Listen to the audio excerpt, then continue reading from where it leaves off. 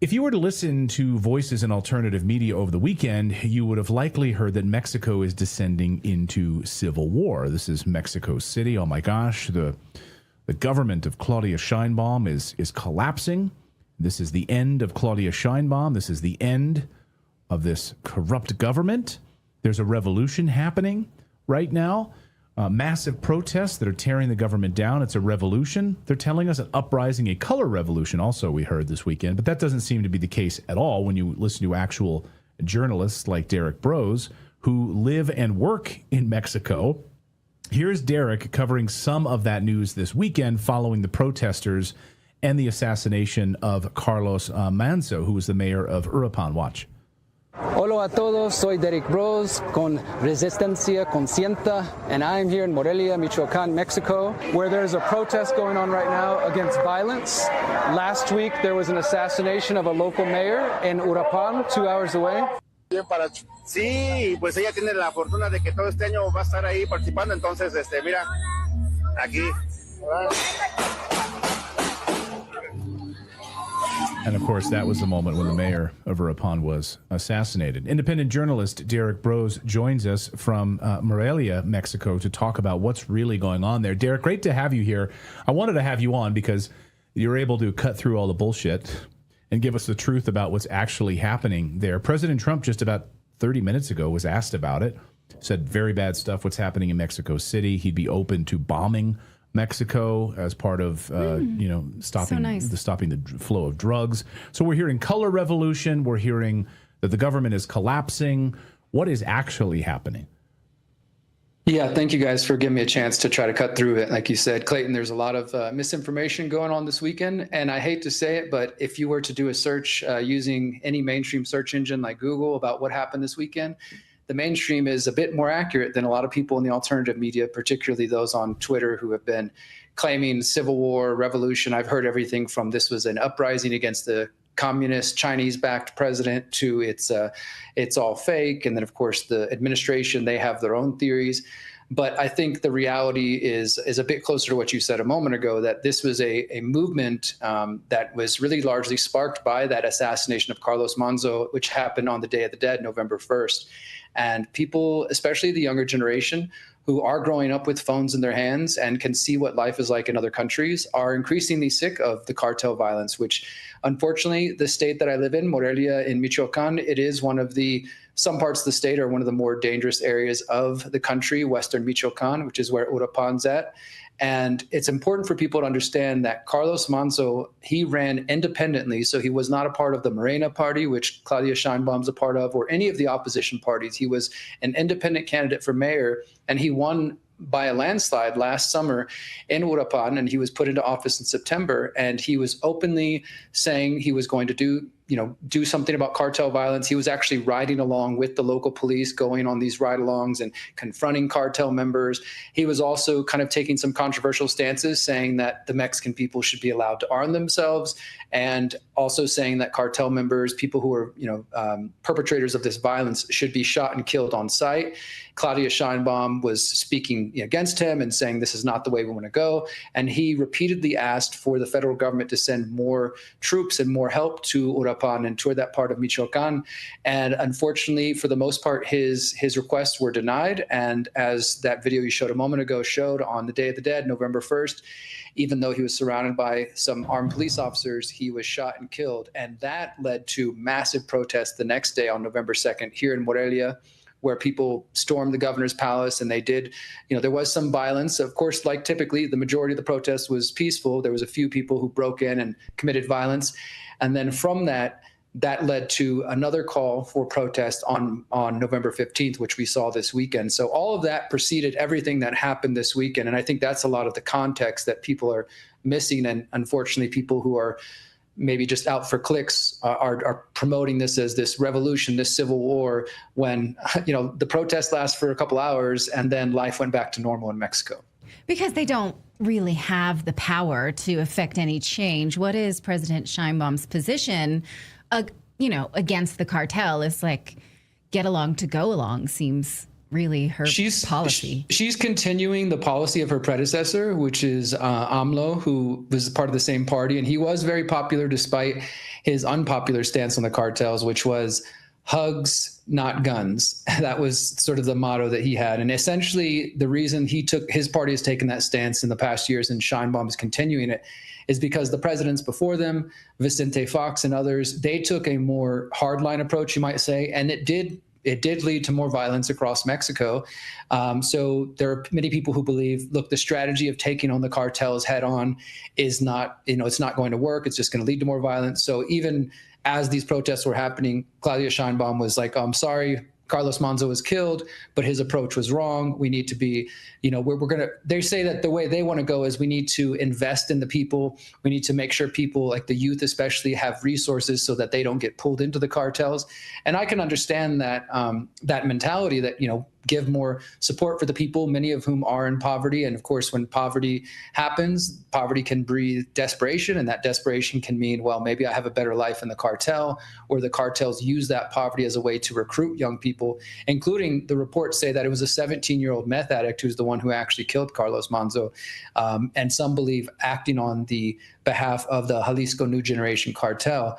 So that's her approach, is like, let's invest in the people. And again, I could understand that, but the criticism is basically that this is just an excuse because there are many people who believe the Morena party and Claudia Sheinbaum are deeply linked to the cartel. And this is just them, protecting their partners. If you've been seriously injured, your case could be worth millions, and you should know exactly what your rights are. That's why I want to tell you about Morgan & Morgan. They're America's largest injury law firm with over 1,000 attorneys working in all 50 states. And unlike a lot of firms that settle quickly, Morgan & Morgan doesn't take lowball offers from insurance companies.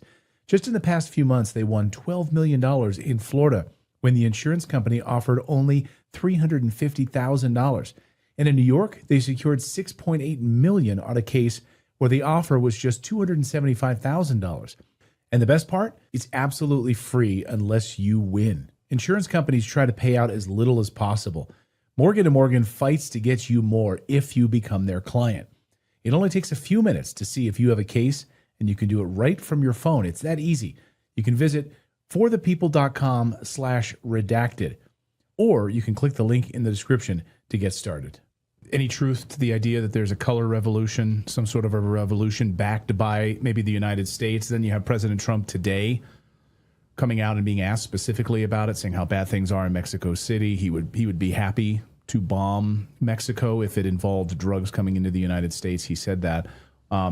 So, would the United States be backing any kind of a regime change operation? We've heard those rumors this weekend as well. So at the moment, there's no other figure who has kind of stepped up like we see in Venezuela. Somebody saying, hey, I'll replace Maduro if you get rid of him. That doesn't exist at the moment, but obviously there are other opposition parties to the Morena party. But again, some more context people need to understand is that over the last year, the Morena party has, obviously they have control of the presidency. They have largely the control of the military, the National Guard. But earlier this summer, there was also a big vote which was promoted as to give the people more power. The people are going to have the ability to vote on judges. It was the first time in the country's history that people will be able to elect the judges. And it was largely seen, though, as a ploy by the Morena party to sort of say, hey, you have more freedom, but in reality for them to get all of their own people into these judges' positions so then they could effectively get control of the courts. That law did pass, and many people believe now Morena and their allies are in control of the courts. So Claudia Sheinbaum, as far as this color revolution idea, she tried to portray the idea that this alleged Gen Z protest was really being perpetrated by some of her political enemies, namely this billionaire Salinas, who has TV companies behind him, and he's got a lot of wealth behind him. She was saying that it was just him tied to international right-wing figures that are trying to take her down. So there's that sort of theory coming from the government. And another theory that I think we should keep an eye on is this idea that what we're witnessing in many parts of the world, not just Mexico, but Nepal more recently, Indonesia, the Philippines, that there are these Gen Z protests that are popping up, which, again, I think people are legitimately upset about different things in their home countries. But one of the things you start to see is this Jolly Roger, or it's called the One Piece flag. It's the skull and crossbones with a little straw hat. And not to get too deep in the weeds, but it comes from an anime comic. And people say that it's a symbol of the people standing up against tyranny. But it also is making some people sort of say, why is this symbol potentially organically, potentially not organically, popping up in countries all around the world, at protests all around the world? And there definitely was a big presence of that flag in Mexico. There was a giant flag that some of the protesters had rolled out. And in my own travels and interviews I've done here in Morelia, talking to the younger generation, I'd see some of them wearing that flag on pins or on their backpacks and things like that. It could be a case that this symbol is just because of the internet, it's traveling quickly and widely, and people are truly seeing it in other protests and saying, hey, let's adopt that symbol.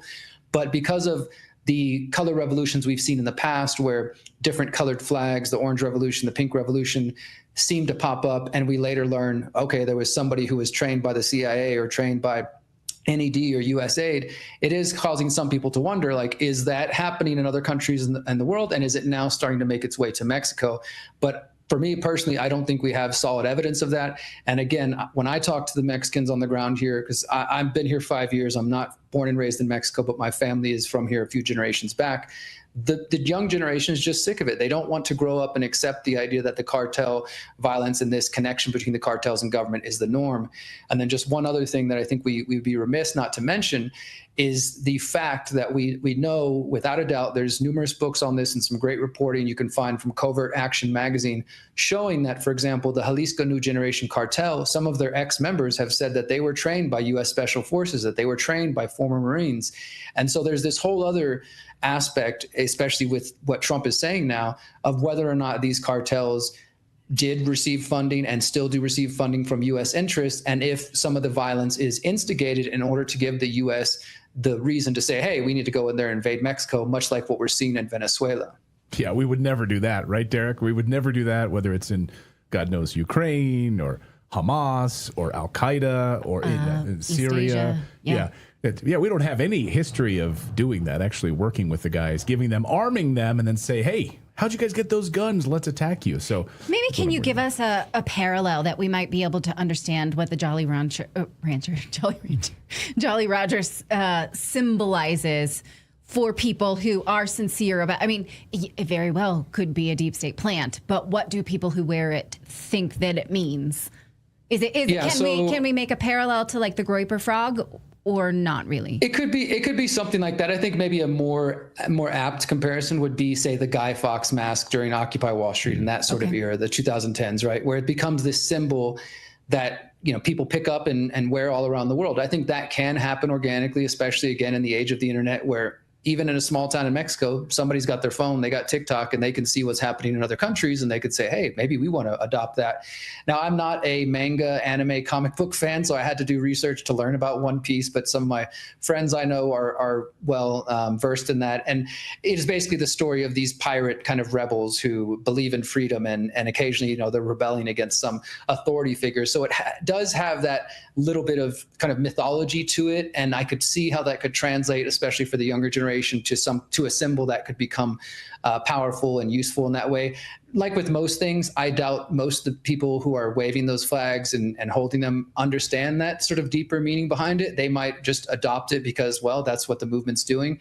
But yeah, I think it's comparable to things we've seen with the Guy Fawkes mask and some of these other type of symbols. Now, we'll have to wait and see in the coming months if it does lead to, not only in Mexico, but to elsewhere. Maybe we will be seeing in the coming months this Jolly Roger, this one piece flag sweeping countries around the world. If that does happen, I will definitely be very skeptical of where things are headed. But again, I just want to reiterate that these things can both happen. There can be both an effort for outside forces, whether it's right-wing interests tied to the Atlas network, like Claudia Sheinbaum is saying, or the CIA or somebody else with the Jolly Roger flag. That can be happening. And at the same time, Mexicans on the ground and Philippine people and elsewhere can genuinely be upset about the conditions that are happening, because there are rising costs of inflation, especially in Mexico. There's a lot of people who don't feel like there's any hope for their future. I mean, that's kind of prominent in Gen Z around the world. So I think that from my view, it is a disservice to the people who are trying to fight for a better life to just say, oh, well, that's just color revolution. Oh, that's just, fake engineered thing. I'm not going to give it any credit or any value. And even for myself, I would say the same thing about the No Kings protest. I don't agree with everybody who is involved in that or all of their issues by any means. But I think to dismiss movements like that and just say, well, it was all funded completely by George Soros and everybody gets a check or something, then that diminishes the people who have legit concerns about where things are headed. Again, with the caveat that I don't have to agree with all of their issues, including here in Mexico, where some of the protesters are waving communist flags, which I don't agree with. But I can also empathize with them and understand, like, okay, they have concerns, whether we agree on the solutions. These are genuine people of all ages who are worried about where their country is headed. Yeah, Right. I feel the same way about MAGA. Like, look, Donald Trump has basically thrown up down the pipeline, but it meant something to them. They believed that he was a punk disruptor, even though he hasn't been. And so you can't demean someone's intentions to reach for a movement that they think is disruptive, no matter what form that takes. And you also can't discount what Derrick was just saying, which is that a lot of times these infiltrators, these USAID, the CIA, these sort of ne'er-do-wells, these funders, the George Soros funding and so forth, they co-opt these movements, which in many ways are organic. You know, like these people are fed up with the cartel violence. They don't want their government controlled. And then here comes these George Soros co-opted with pre-printed signs and agitators to kind of just jump inside of it and be a part of it, and in many ways undermine it, which is what I hope is not happening here. Derrick, great. So sad. It does, but bottom line, Derrick, no civil war is happening as alternative. I posted on my Twitter last night because this month in Mexico is Buen Fin. It's kind of like the Black Friday. So the malls are filled with people shopping. I was out couch shopping last night. Life is going about normal. You can go look at the live feed of the Zocalo, the center of Mexico where the protests were. Yesterday was a giant dance with thousands of people. In fact, more people at this dance than there were at the actual protest. Life is going about as normal. Yes, there are these problems happening, but to anybody out there that's hearing on their social media feeds that there's a civil war erupting, revolutions happening because of these clips you saw on Saturday, you're being misled. Life is going about as normal. And I don't think the movement to push back against the cartel violence is going away, but life is generally happening as it does every day. But no civil war. But thank you for cutting through the BS on this and the propaganda. Derrick, always great to see you. Where can people follow your work? You do incredible work.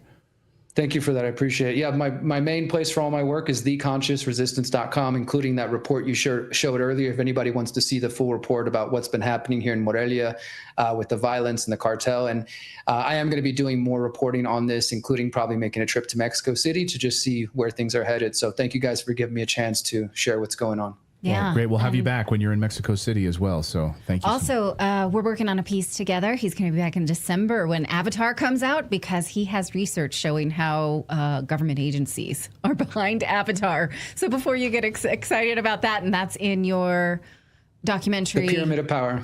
Yes, thank you. The Pyramid of Power. So I'm looking forward to talking about that. People can find that at thepyramidofpower.net. Absolutely. Yeah. Okay. Well, we'll see you again soon. Thanks, Derrick. Great.